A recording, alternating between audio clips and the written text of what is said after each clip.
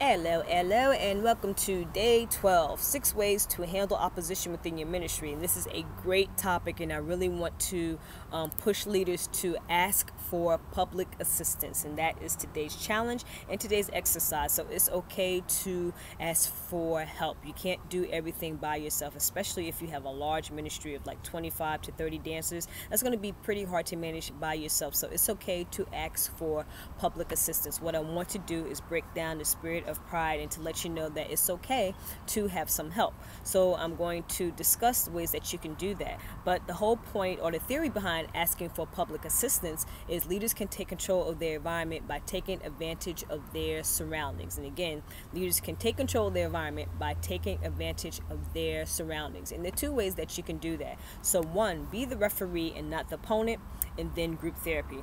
So what you want to do as a referee, you want to be the mature one. You want to be the one, that take the bigger steps and not go in there with your gloves on, ready to fight. This isn't a Mike Tyson, Evander Holyfield bout. This isn't a Muhammad Ali, Joe Frazier. You don't always have to go in there all defensive and want to fight. What I want you to do is be the mature one and take the position of a referee. And then number two, turn that complaining, infested, traumatic flow within the rehearsal into a group therapy session. What you want to do is turn things around and turn the negatives into positive. And I'm going to go into details on how to do both. So number one, we're going to deal with being the referee and not the opponent.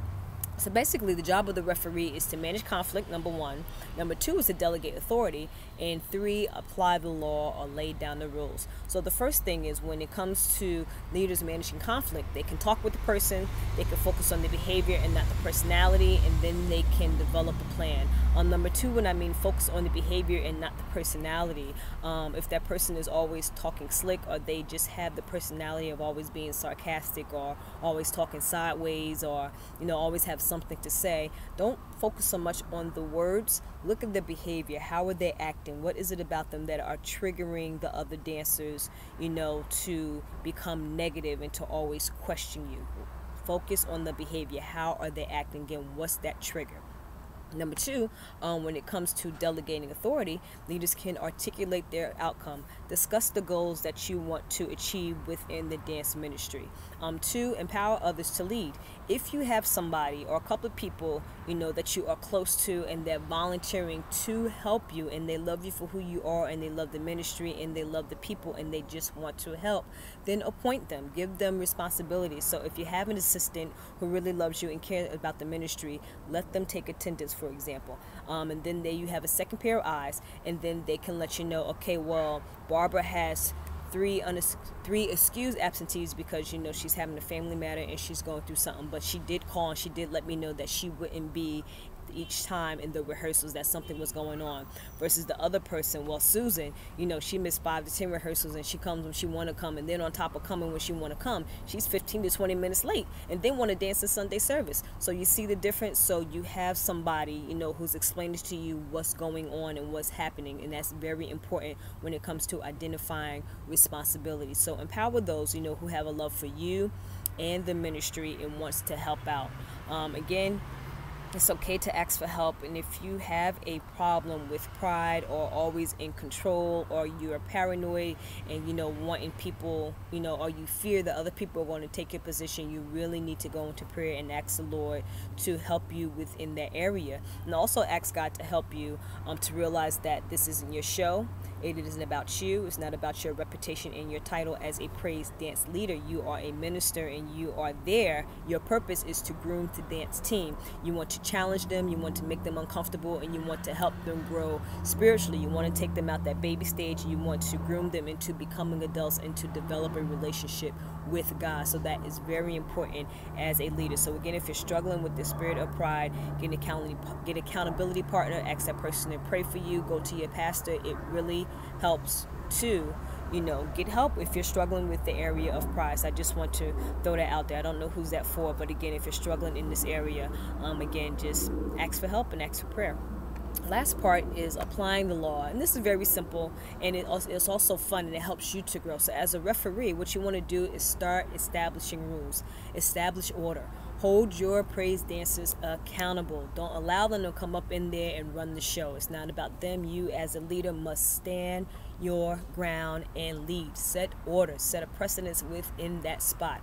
If people are coming in late and they're coming in all, loud and disrespecting the atmosphere, check them. Put them in their place and let them know, hey, this is a place of worship and you're late. I appreciate it if, one, you will come on time, and number two, since you're late, can you just sit back and watch the rest of the rehearsal? And as a leader, you can do that, especially if you talk to your assistants and they're just coming in sporadically and then they don't care. What you can do, pull them to the side and say, hey, can I talk to you? I'm seeing such and such, and you need to just fall back and just sit down for a while and let me know what you want to do. Have that conversation with them. Start holding praise dancers accountable. Let them know it's about ministry. This ain't no social club. You are here to do God's duty. This isn't a place where you can just hook up and, go out for drinks afterwards, or, the social thing with your girlfriends, when this isn't a gossip arena where you can sit back in the cut and talk about people. So as leaders, you have the responsibility and the right to hold praise dancers accountable, and there's nothing wrong with that. As praise dance leaders, actually, it is your responsibility to let them know that this is ministry. So it's okay for you to explain that and not be afraid or fearful to, start thinking about, what they're going to think. They're going to think I'm hard. They're going to think I'm a dictator. Challenge your praise dancers to grow and to change their perspective. That is your responsibility, and it's okay. So the second thing that I want to talk about is group therapy. And this is fun. So the job of a therapist is to turn conflict into positive energy and then turn crisis into opportunities. And there's 3 ways that leaders can turn crisis into opportunity. So number 1, allow conflict to impact the conversation. Remember, I said in past videos, be an effective listener. The person is complaining, take mental notes and listen. Just don't listen to them. Step back, broaden your perspective, and then look at how it's affecting others. If that complainer is going to start a conversation, take mental notes and listen. It's like, okay, well, this person feels that way, but this person or this group of people don't really agree. But if they do agree, step back and see if they're, what they are talking about. And when they're talking, see if you can come up with solutions. Ask questions. Number 2, allow the conflict to make you aware of the team attitude. Again, this will test, the team's morale. Are they up? Are they excited about the ministry, or are they bored and they want something new and they're just tired, and you notice their morale is down? So again, allow the conflict to make you aware of the team's attitude and what's going on. And then 3, invite the opportunity for uncomfortability. So if you see a lot of friction and everything else, use that to your advantage. If people are complaining, like I said, take notes, write it down, and then make a change. So it's good that there's a lot of friction and everything else. So take that opportunity, to establish the law, to establish the rules, and then you want to move forward.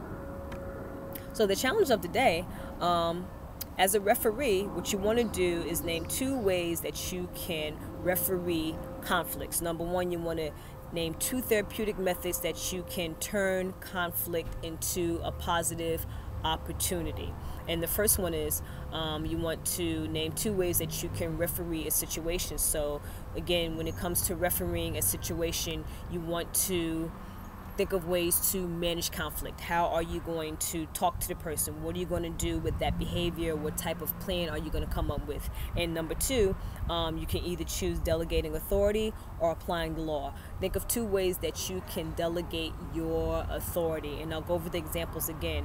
When it comes to delegating your authority, how can you empower others to lead? And then when you're empowering them to lead, giving them permission to help you out, what are some responsibilities that you want to give them? So that is the day challenge. So 1, as a referee, you want to think of 2 ways that you can manage conflict and delegate your authority. And then number 2, how can you think of therapeutic ways to turn conflict into an opportunity? Okay, guys, that is today's challenge, and I will see you on tomorrow. Thank you so much for your support. Thank you for your comments in the box.